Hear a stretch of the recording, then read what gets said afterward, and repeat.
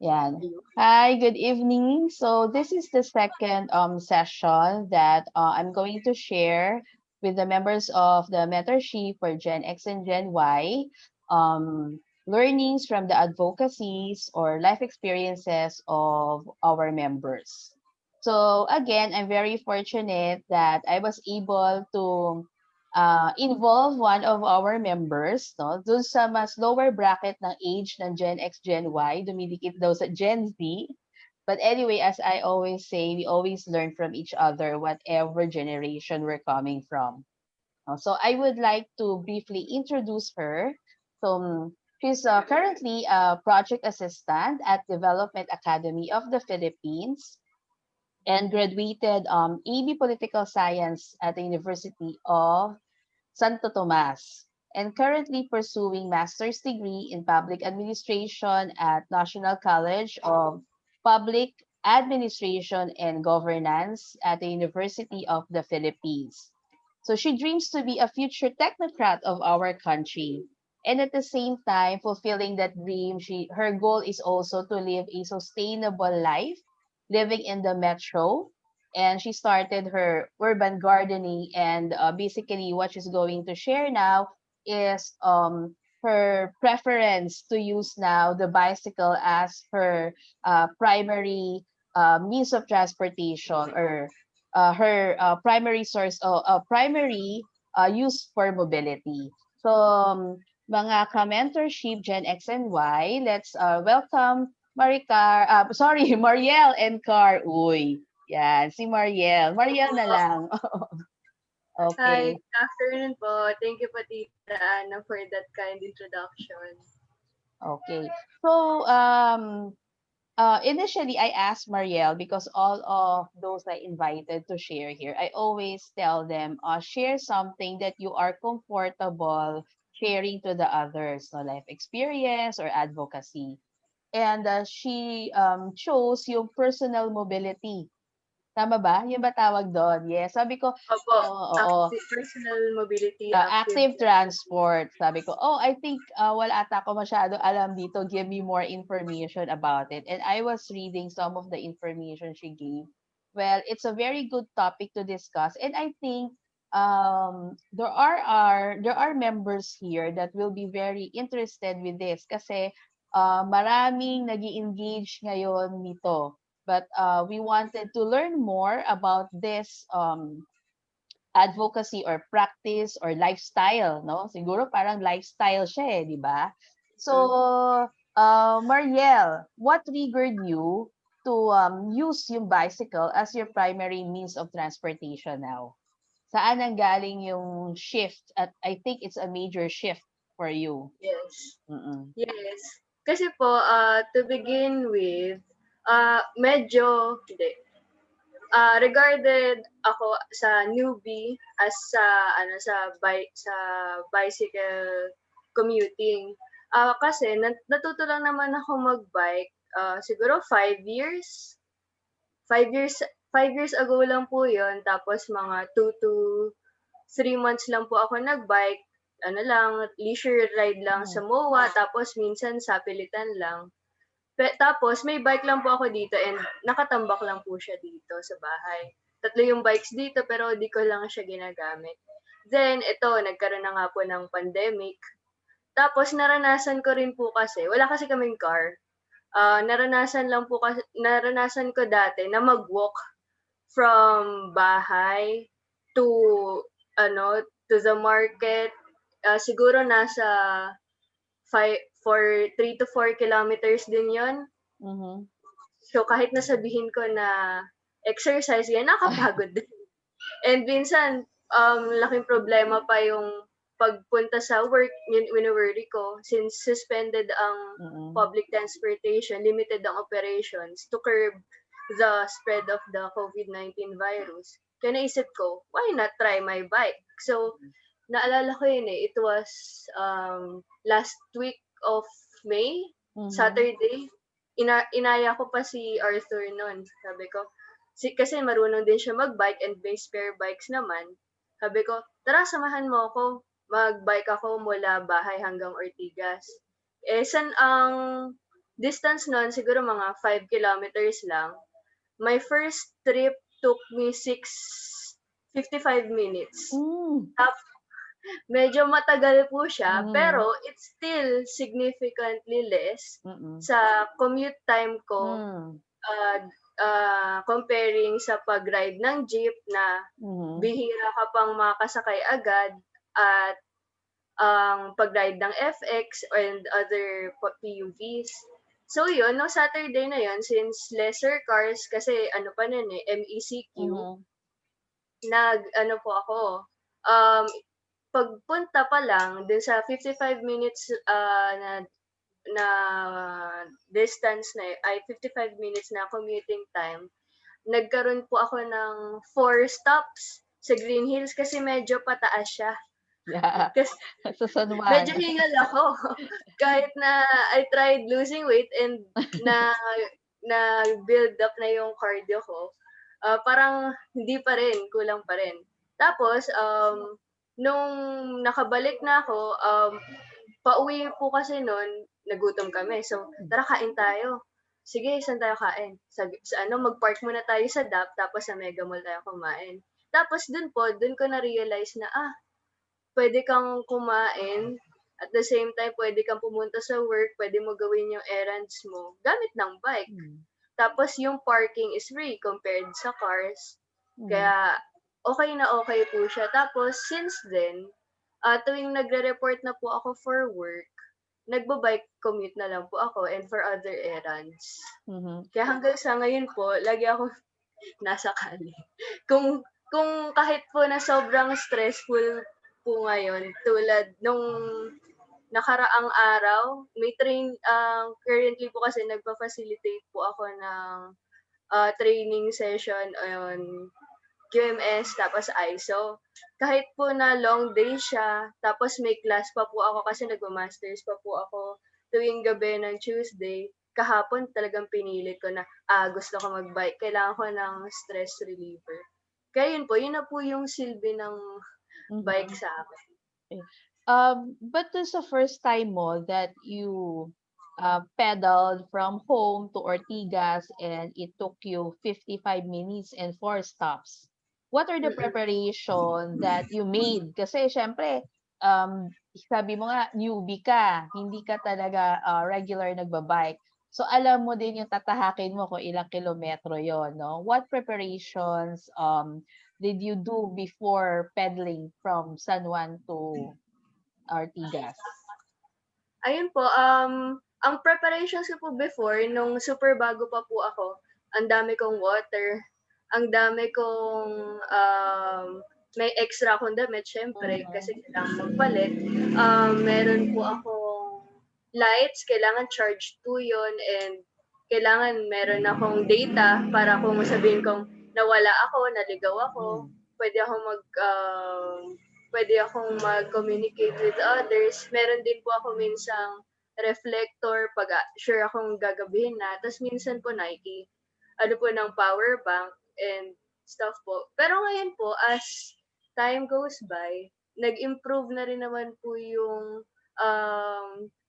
cycling skills, oo, cycling hmm, skills ko. So from 55 minutes and 4 stops, minsan po nagagawa ko na siyang 20 minutes na hmm, yung pagba-bike ko from here to work and without stops na po yun. Tas mhm, minsan napapansin ko na, ba't parang okey lang, chill lang naman ako.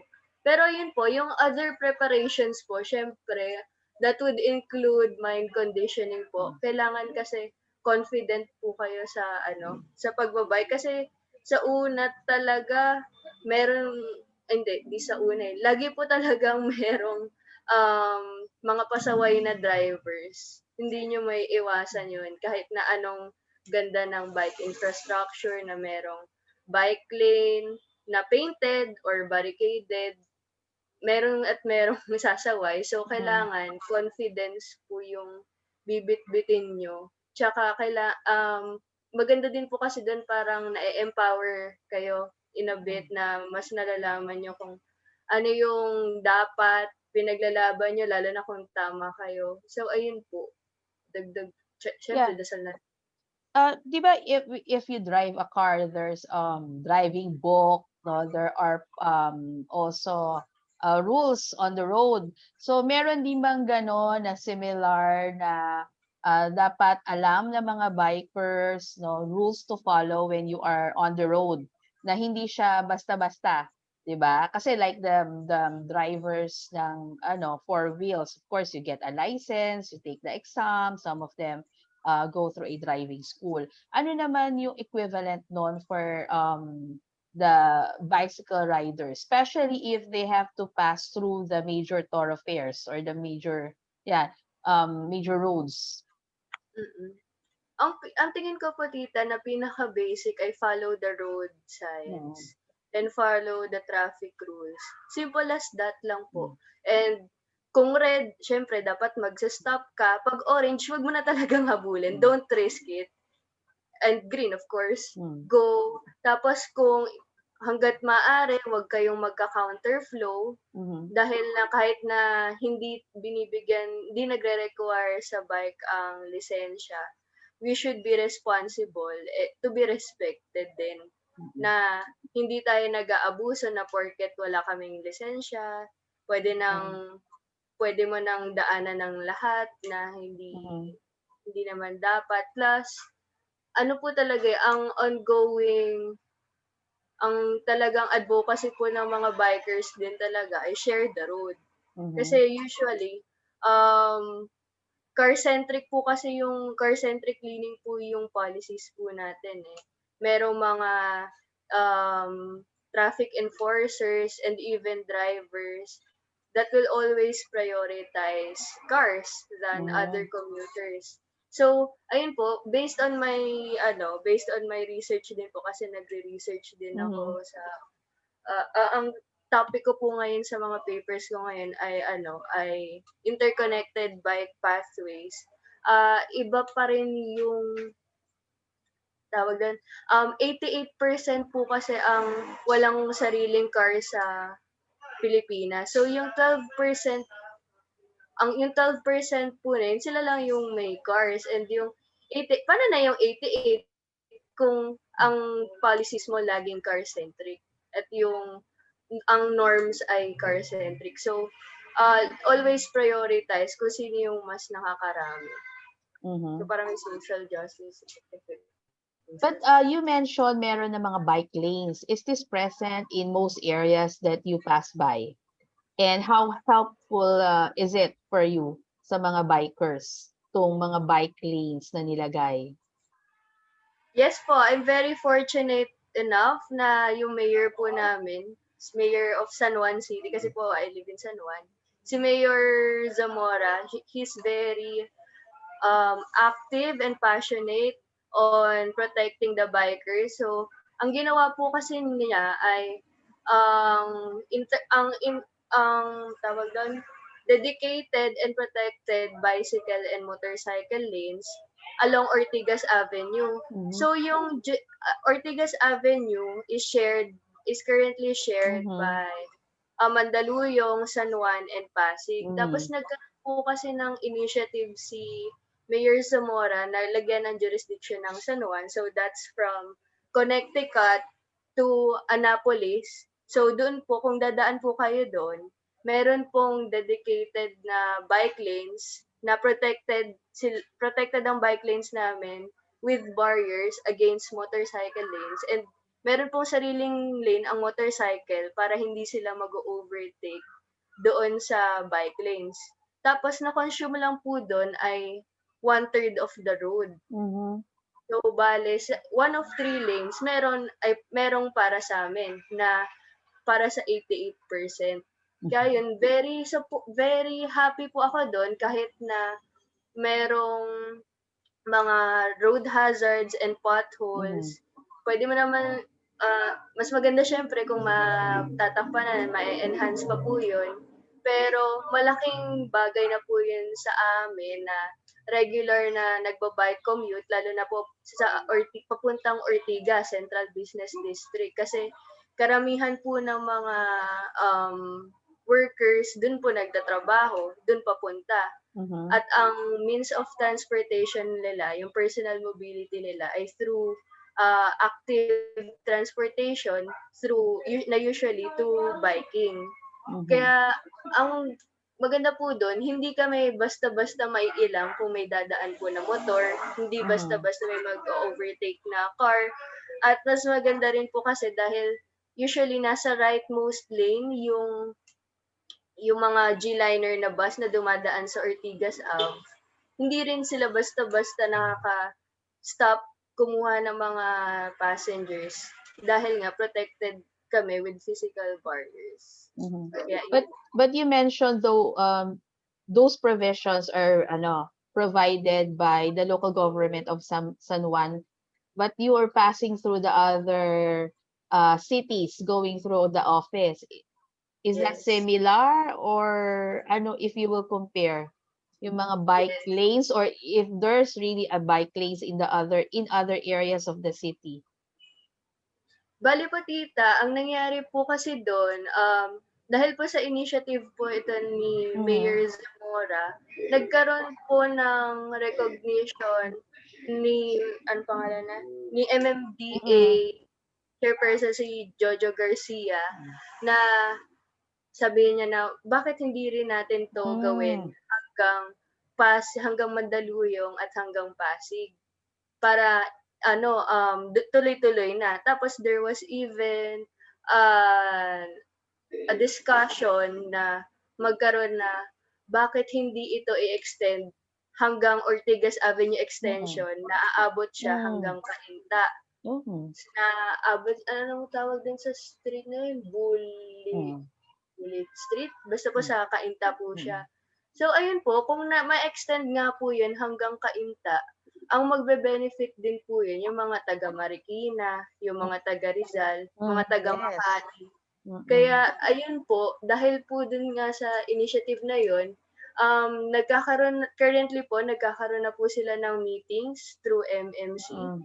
na magkaroon ng interconnected bike and motorcycle lanes. And through dun po sa studies ko, dun sa research ko po na na-gather, ang pinakamalaking nag-influence po talaga sa nakapag-encourage sa bike commuting ay through infrastructures.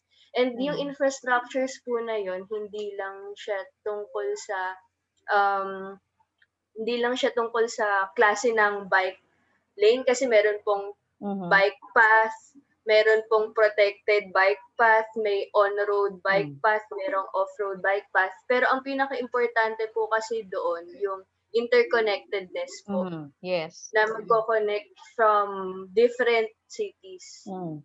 Ayun po, tingin ko magandang initiative po talaga yun kasi yun Yeah. yung start. So, while you are on the road, are you observing more bikers? Dumadami ba kayo every day that you use the road? Yes, tita. Mm. Nakaka-proud nga rin po tuwing may makikita ka lalo na 'pag babae na tulad Mm. ko na mukhang bago lang din tulad ko, pero kasi wala siyang choice, makikita mo nasa kalye, Mm. trying her best. Kaya ayun po, actually nakapag-volunteer din po ako dun sa EDSA pop-up bike lanes last August ba Mhm. yun?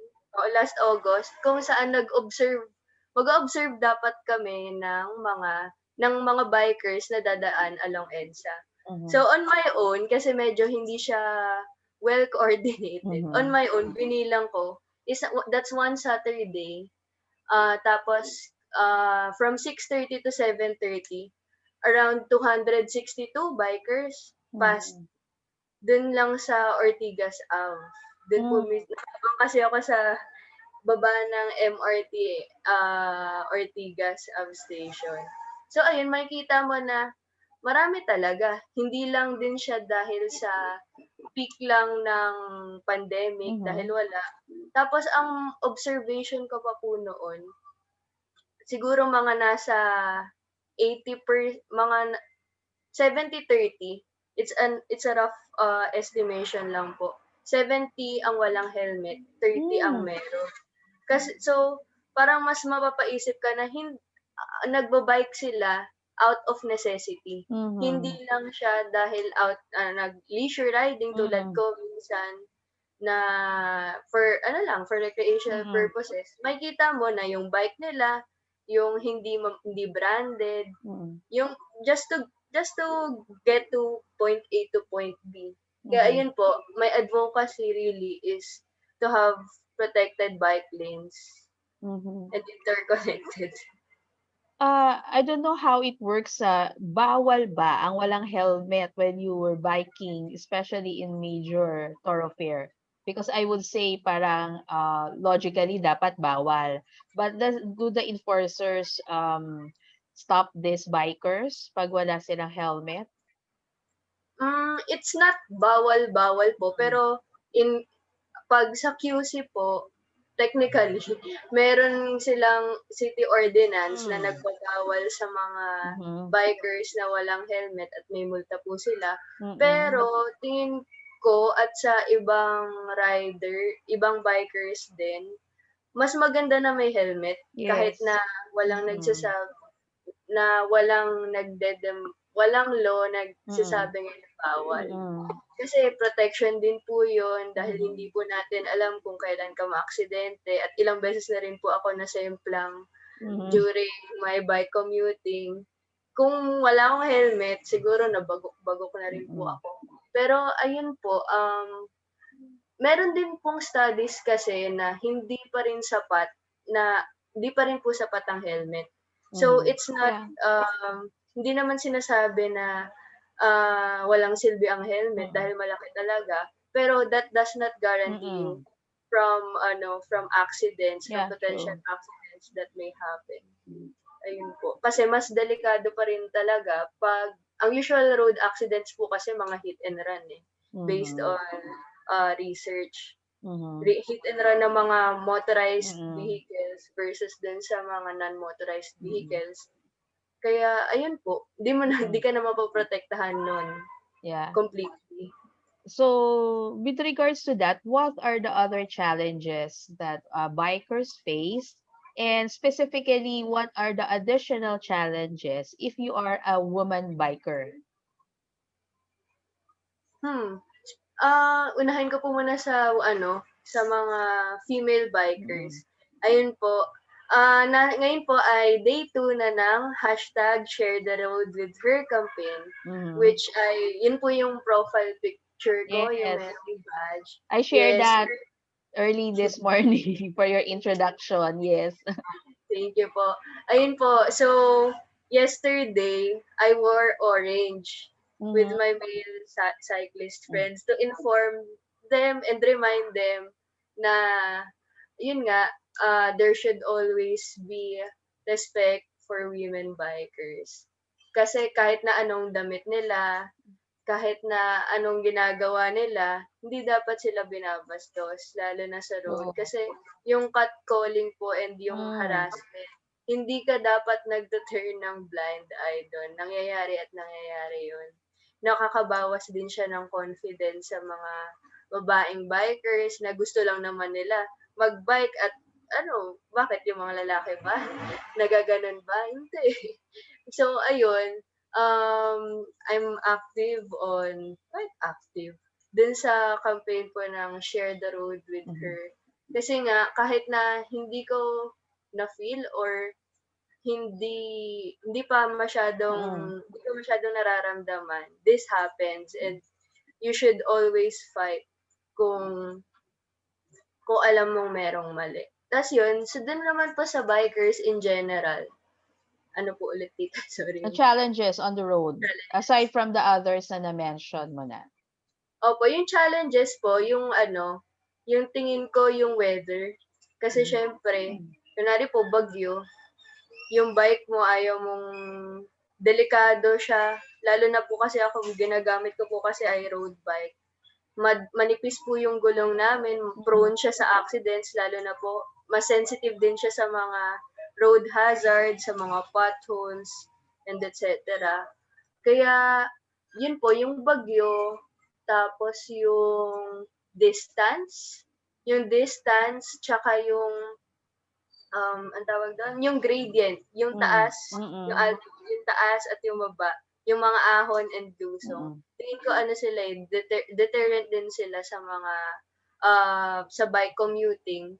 Tapos saan ba? Meron din po akong ano, isa sa mga nakita kong studies na ang mga deterrents, ang mga challenges din po sa bike commuting ayun nga po yung gradient.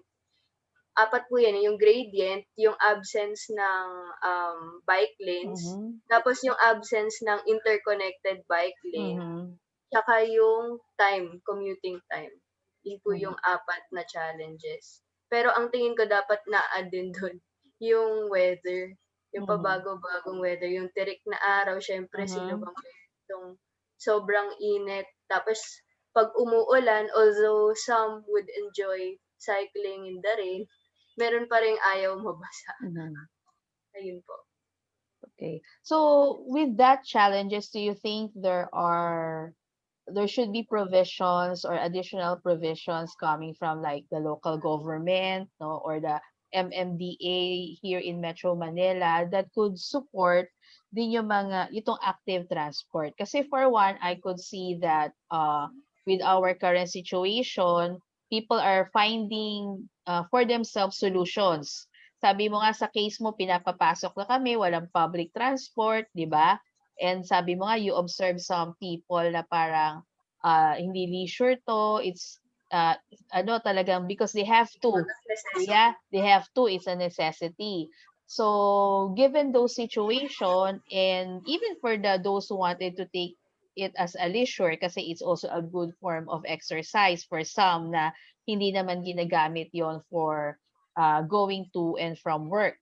Do you think there should be initiatives or local government ordinances or support even I don't know from the MMDA to um, really support the active transport users, especially that it has a lot of beneficial effects, no, overall.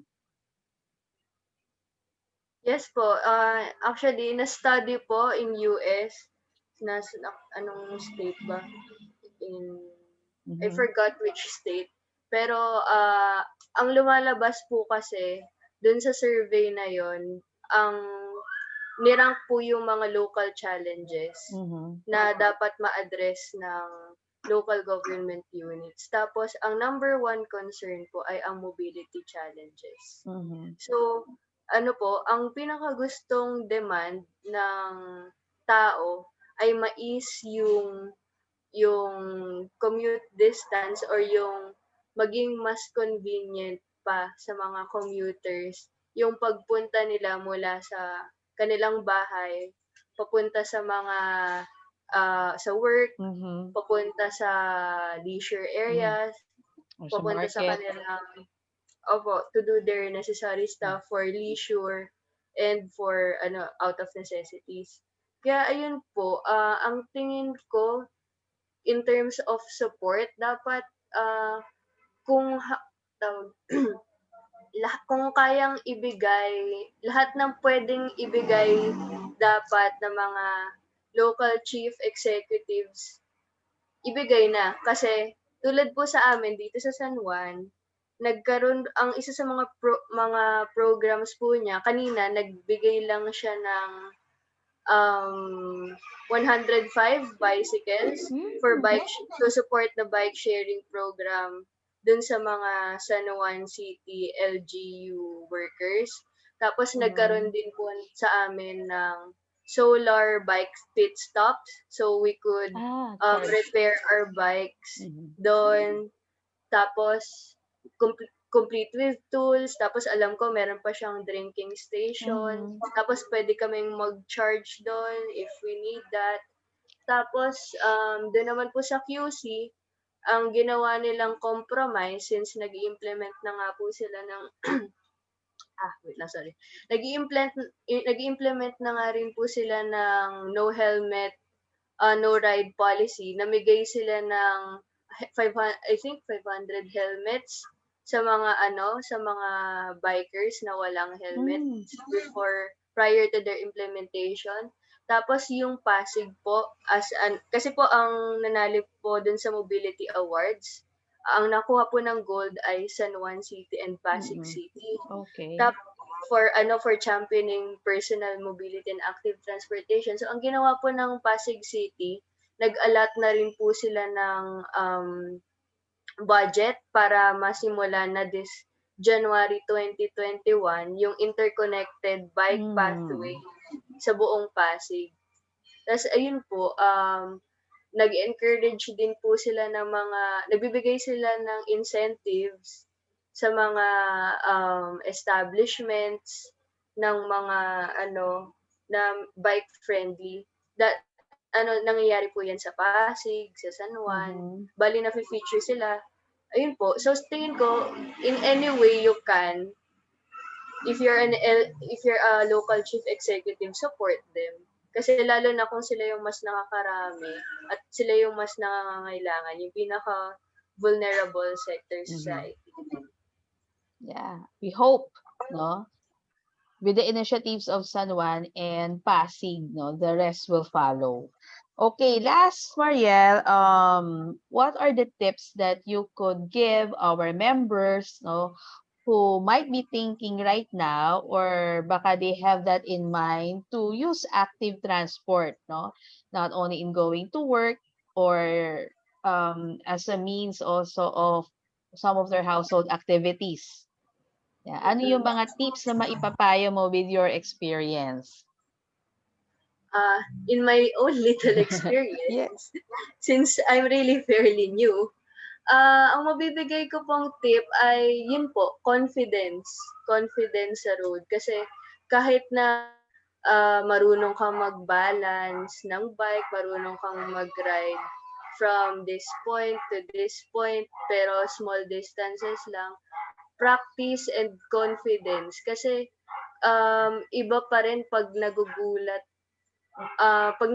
ka kasi sa gamit ng bike mo, out of balance ka tapos sasemplang ka. Pero to encourage, for me to encourage you, ang masasabi ko lang ay kung titingnan natin yung NCR, napakaliit lang ng napakaliit lang ng distance. Kunwari, ako taga San Juan tapos going to work, Ortigas, before pre-COVID, ang record ko sa pinakamahabang commute time ay 2 hours for 5 kilometers. Napaka Mhm. napakatagal. Tas minsan nabilang ko lang yung stoplights ng 10 lang. 10 stoplights. Bakit ako inabot ng 2 oras? So ayun, mapapaisip mo rin kahit na nakakotse ka or what, mata-traffic ka rin eh. Mm. Kasi kung mababawasan yung population ng sasakay, lalo na sa mga private car owners, kung ang bike kasi ang liit lang na space na makukuha mo diyan. Tapos meron ka pang exercise, nami-meet mo pa yung yung physical needs. Basta Mm. parang yung workout Physical na wealth, yeah. Wellness. Physical physical wellness mo. wellness. Then ito pa ang usual hindi, ito pa ang isang tip kung bakit mas maganda mag-bike kasi mas marerelax ka. Kahit na nakita ng iba na, "Ha, 'di ka ba napapagod niyan? Lahat ng alikabok makukuha mo, tapos tirik ang araw." Pero iba rin kasi Mhm. na meron kang me time. Me Mhm. time, magre-reflect ka sa ginagawa mo. Tsaka siyempre, since pandemic ngayon, maraming cases na lumalala yung mental health mo. So, kailangan mo rin yung alagaan. Minsan, madalas nane-neglect ng mga tao yung mental Mhm. health nila. So, kailangan mo ng me time, kailangan mo ng something kung saan mo ibubuhos yung yung galit or just anything. Kailangan mo lang ng Outlet. kailangan ng outlet. Kaya ayun, ako kasi, nakuha ko yun sa pagbabike. So, try nyo, baka mag-work yun. Kaya ayun po, yun po yung tips. Okay, so it's a very, very informative, Mariela. Madami, ako personally, I learned a lot because I told you nga before we started, I don't know much about it in particular because actually I don't bike. Simply because I don't know how to bike. No, it's very sad.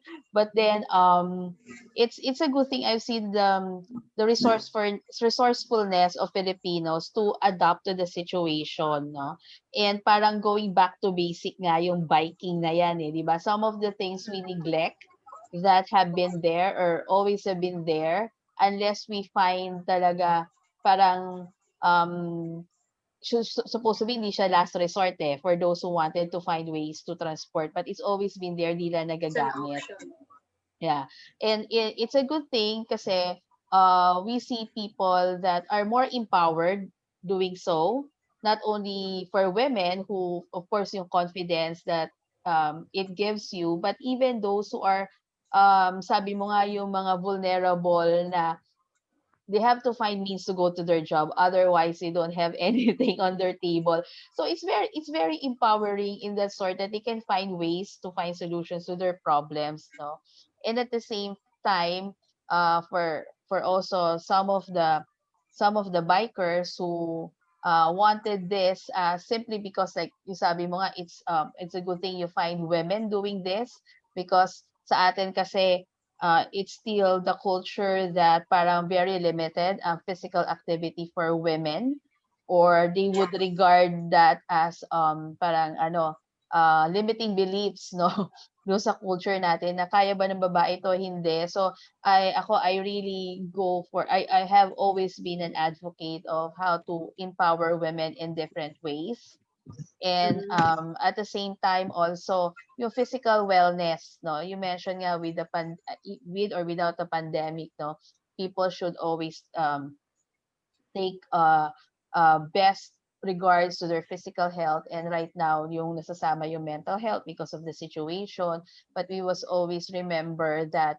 ano your physical well-being affects your mental well-being also so it's a very good advocacy no something good for yourself and something good for the others hopefully no our members could learn from it and may mga updates din na binigay ka no, about how to maximize din yung active transport na to because there are provisions by the government and tips also that they should be aware of when they choose to do this because of course safety first no safety first among other things para we enjoy life more.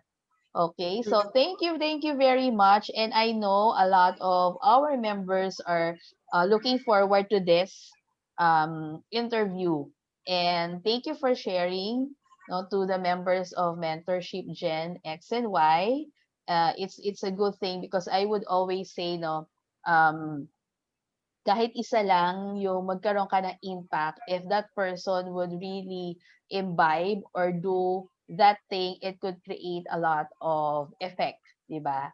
Very ano siya, very valuable. But I'm sure a lot of people will learn from you. Okay, thank you very much. Thank you po. And Thank you thank you din po very much sa for your time and your knowledge. So, sige, they should share talaga the road with you. Ingat lagi sa ano, sa iyong biyahe. Thank you.